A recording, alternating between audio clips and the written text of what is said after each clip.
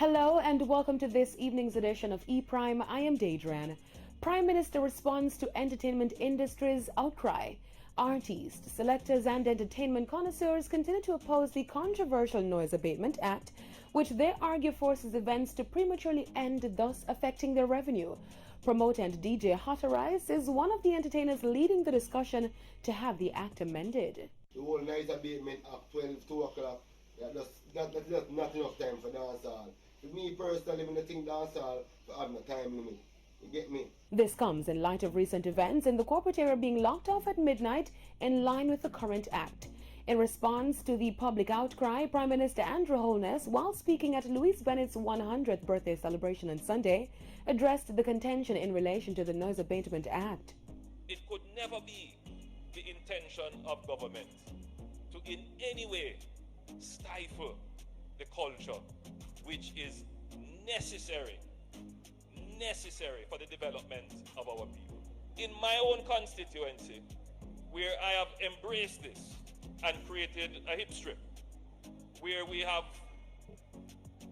parties for every day of the week, I still have to deal with the nurse who comes to me and says, listen, I work at KPH and I cannot sleep. It is the reality. And as the leader of the government at this point in time, we cannot just make decisions by virtue of who has the loudest voice and the most influential advocates. I believe that there is a way to allow the sound system operator, the musician, the entertainer, to have their parties if they want to party up till 5 o'clock. By the way, 5 a.m. He shared that he is in support of implementing entertainment zones. We need to establish special entertainment zones, and we need to make the investments in these zones, call them creative oases, because we need to embrace it, because that is the only way we're going to ensure that the culture does not cave in on itself.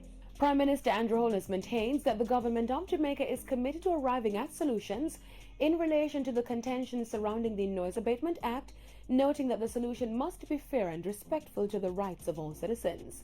According to the act drafted in 1997, noise-generating events should end at midnight during the week and 2 a.m. on weekends. Now, the music fraternity is supporting the Bahamas. Minister Marion Hall, formerly Lady Saw, is spearheading a fundraising concert for the hurricane-ravaged islands of the Bahamas in its capital, Nassau. Reaching out via social media, the gospel artist urged members of the Caribbean music community to participate in the concert in an effort to help rebuild and restore the Bahamas. In response to her plea, artists Beenie Man, Bone to Killer, Jesse Royal and Elaine have agreed to participate. That's it for this evening's edition of E-Prime. I'm Daedran. Thank you for watching.